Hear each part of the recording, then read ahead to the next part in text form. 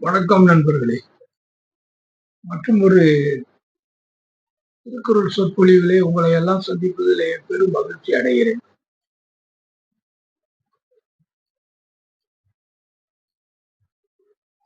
இப்போ 7வது குறளுக்கு வந்திருக்கோம். 7வது குறள் என்ன அப்படின்னாச்சுன்னா, எனைப்பகை உற்றாரும் உய்வர் இணைப்பகை வீயாது பின் சென்று அடும். ஒரு பெரிய உண்மையை இப்போ தீய செயல்கள் தெரியாம செய்யறது அல்லது மறந்து செய்யறது அப்படி இப்படின்னு சொல்லி அந்த தீய செயல்கள் செய்யக்கூடியவங்களை பற்றி இதுவரைக்கும் நாம ஆஹ் ஆஹ் பார்த்தோம். எப்படி அந்த மாதிரி இதெல்லாம் அது எப்படி அந்த அறம் நம்மளை அந்த இது நமக்கு அது தண்டனையை கொடுத்துரும் அப்படிங்கிற மாதிரிலாம் இருப்பான். ஆனா இப்போ டைரக்டா இதுல இந்த ஒரு மனிதன் இன்னொருவனுக்கு ஒரு தீமை செய்யலாம். இது நேரடியான ஒரு மோதல். இப்படி நேரடியான மோதல் வரும் பொழுது என்ன வரும் அப்படிங்கிறத இந்த குரல்ல சொல்றார்.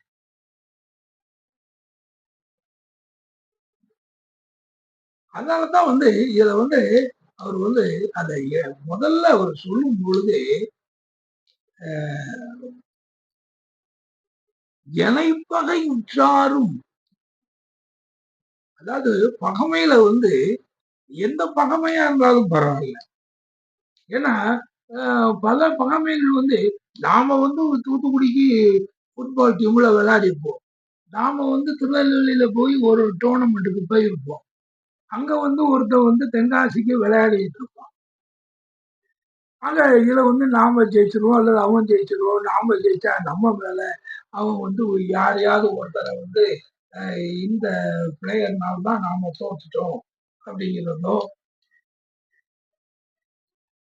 அப்படி இல்லைன்னா அவன் நிறைய ஃபவுல் பண்ணா, நம்ம ஆட்களை வீழ்த்தினா அப்படின்னு சொல்லி ஒரு காழ்ப்புணர்ச்சியோ ஒரு கோபமோ இப்படி இந்த மாதிரி ஒரு பகமைகள் ஏற்படும். இதை விட ஜஸ்ட் டச்சே இல்லாத ஸ்போர்ட்ஸ் எல்லாம் டென்னிஸ், பேட்மிண்டன் இந்த மாதிரி விளையாட்டுகள் இருக்கும். அதுகள்லயும் இந்த மாதிரி அந்த சில பகமைகள் சேர்ந்து, அதே மாதிரி அந்த நாடுகளுக்கு உள்ள பகமையில அந்த கோபம். இப்போ ஈவன் யுஎனோட பல நாடுகள் அவங்கவுங்க பிரதிநிதிகளை அவங்க அனுப்பியிருக்காங்க. அவங்க எல்லாரும் அங்க பேசுவாங்க. அங்க அந்த டெலிகேட்ஸுக்கு உள்ளாக தயாராக வந்துடும். அவங்கள ஒரு சிலர் ஒரு கங்கணம் கட்டிக்கிட்டு அலைவாங்க. இவனை நம்ம என்ன இப்போ செய்யணும்? நம்மள நம்ம நாட்டை இந்த மாதிரி இப்படி அவதூறா பேசிட்டான். இப்படின்னு நீங்க பாத்தீங்கன்னா பகமைகள் நிறைய இருக்கும். அதான் இந்த உலகத்தினுடைய இந்த இதுகள் இதையெல்லாம் பார்த்து திருவள்ளுவர் சொல்றாரு. எனைப்பகை, இதுல எந்த பகைய எதுவா இருந்தாலும் எனைப்பகை உற்றாரும் உய்வர். அவங்களுக்கு விமோசனம் உண்டு. அவங்கள அதை எடுத்து கூட ஒருத்தர் யாரும் அவரை இது பண்ணிருப்பதில்ல. அந்த பகமைகள் இருக்கும். அது காலகட்டத்துல மாறிடும். அது ஒன்றும் சரி ரைட் அப்படிம்பாங்க. பிறகு நண்பர்கள் ஆகிடுவாங்க. அவங்க என்ன பிறகு அதுக்கப்புறம் சம்பந்திகளாக கூட அவங்க ஆகிடுவாங்க. அந்த பகமை எல்லா இடங்களையும் இருக்கிறத திருவள்ளுவர் சொல்ற. அது உண்டுப்பா. அந்த மாதிரிலாம் இனப்பகை உற்றாரும் உய்வ. ஆனா அவர் சொல்றாரு, வினைப்பகை வீயாது பின் சென்று அடும். ஆனா தம்பி, நீ இந்த வினைப்பகை செய்தி இல்ல. ஒருவனை நாம தீயவை செய்யணுங்கிறதுக்காக ஒரு தீங்கு செய்து அந்த ஒரு பகைமைகளை ஏற்படுத்தி ஒண்ணு அந்த குடும்பத்துக்கு ஒரு நஷ்டத்தை உண்டு பண்ணி, ஒரு பையனுக்கு ஒரு நஷ்டத்தை பண்ணி, ஒருத்தரை கொண்டு அந்த குடும்பத்துக்கு ஒரு பெரிய எங்களை நிறைய நம்ம கழிப்படுறோம். எங்க அண்ணனை கொன்னதுக்காக நாங்க அவன் ஜாமீன்ல வெளியே வந்திருக்கும் போது கொண்டோம். என் தம்பியை கொன்னதுக்காக செய்தோம். இப்படி இந்த வினைப்பகையில போய் ஒருத்தன் மாட்டிக்கிட்டான் அப்படின்னு சொன்னா, வினைப்பகை வீயாது. அதுல அதுல உய்வர் அந்த இதுல முன்னதுல. ஆனா இதுல நம்மளை விட்டு போக வினைப்பகை வீயாது பின் சென்று அடும். அடும்னா நம்மளை அப்படியே கொன்றும். நடக்குது. எத்தனை காலம் கழிச்சு 30 வருஷ காலம் கழிச்சு எங்க அப்பாவை இந்த மாதிரி செய்தாங்க அப்படிங்கிறதுக்காக ஒரு ரியாலிட்டி. இது ஒரு ரியாலிட்டி பிக்சர். இத சொல்றாரு, நீ பாத்துக்க. அதாவது அது என்னன்னா, இது உலகத்துல நடக்கக்கூடிய அந்த நடைமுறைகள்ல அவர் சொல்றாரு, நீ எனைப்பகை உற்றாலும் உய்வு. இதுல இந்த பகைகள்லாம் கூட நாம அதுல இருந்து வெளியே வந்துடலாம். ஆனா வினைப்பகை வீயாது. அதுல இருந்து நாம வெளிவர முடியாது. வீயாது பின் சென்று அடும், நம்மளை கொல்லும்.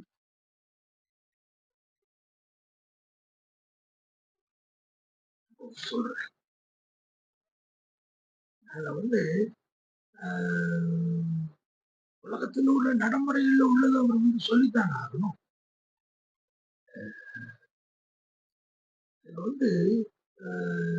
அதுக்காக நியாயப்படுத்துறதுங்க அது இல்லை. அப்படி நடக்குது. ஏன் இந்த பகமா அப்படி இல்லை. இந்த வினைப்பகை நீ ஒருவனுக்கு வேணும்னே அவனை நீ துன்புறுத்தினால், அவனை கொன்றால் அப்படி வருபவன்.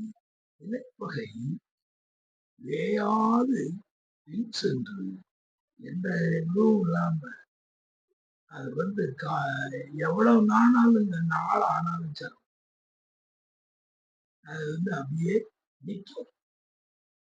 நின்று அது பின் சென்று வார்த்தை அப்படியே அதாவது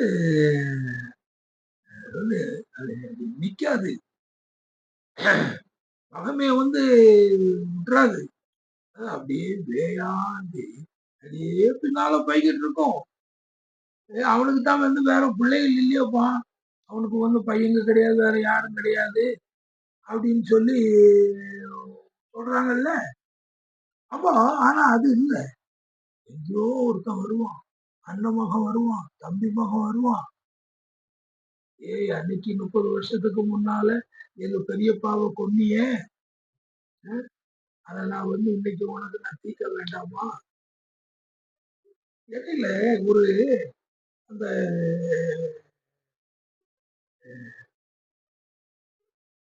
ஒரு நல்ல ஒரு அந்த ஒரு சினிமால அதை நல்லா காமிச்சிருந்தாங்க. அதாவது இந்த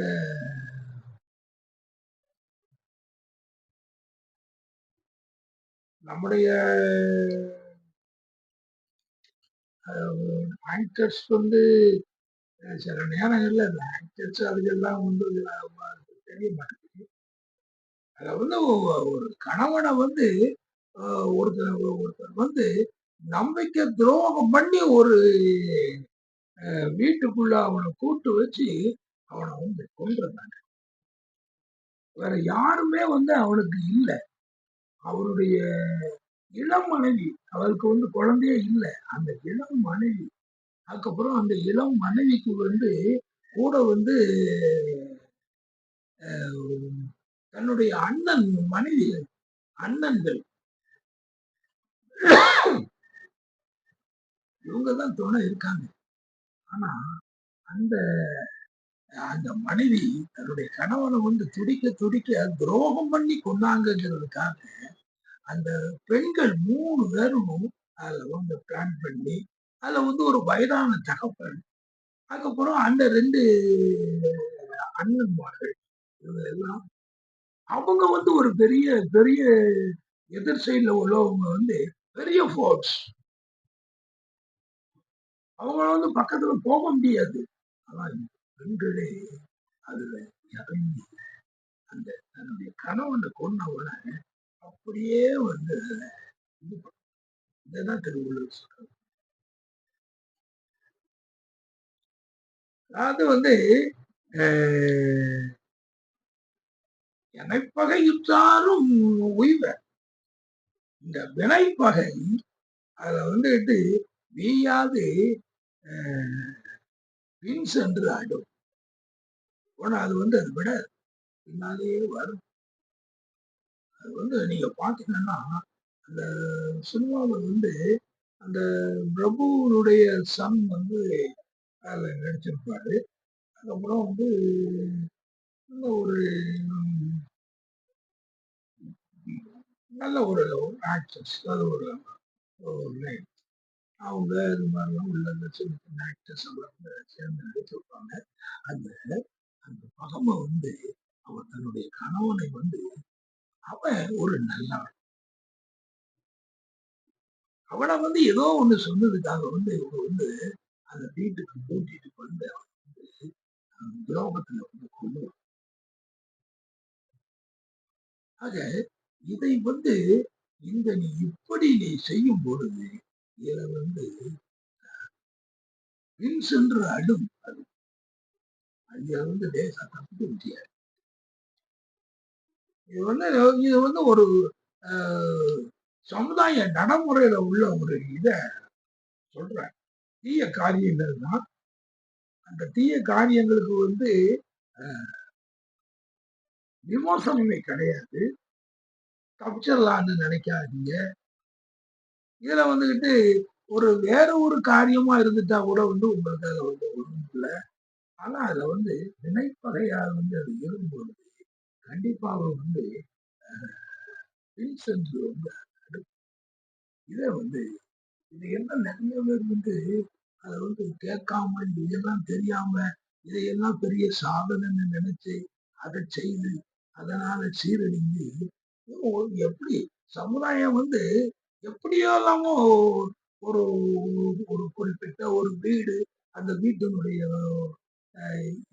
மக்கள் எல்லாம் அப்படியே நசுங்கி போயிடுறாங்க. ஒரு கிராமம்னா ஒரு கிராமத்துல ஒரு பகுதியை அழியுது. அப்படி பார்த்தா இது எவ்வளவு பெரிய இதுலாம் இந்த ஒரு ஒரு குணத்தினால வந்து இதை வந்து இதெல்லாம் நமக்கு வந்து இதெல்லாம் பெரியோர்கள் வந்து நமக்கு சொன்னாதான் தெரியும். இதை வந்து நம்ம வந்து எந்த காலத்திலையும் வந்து எனப்பகையுற்றாரும் உய்வர் உய்வர்னே சொல்லிட்டாரு. வாசம் தானே.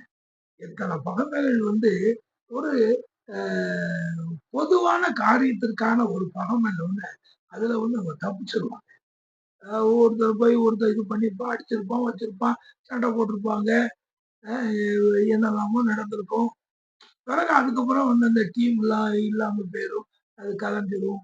இந்த கபடி டீம் வந்து தூத்துக்குடியில வரும் ஆடி இருக்காங்க. அப்படி எல்லாருமே வந்து இதுல எல்லாம் வந்து இருந்தவங்கன்னா பிறகு அதுக்கப்புறம் 10 வருஷத்துக்கு முன்னால நானே ஒரு சண்டை போட்டோம் அப்படிம்பாங்க.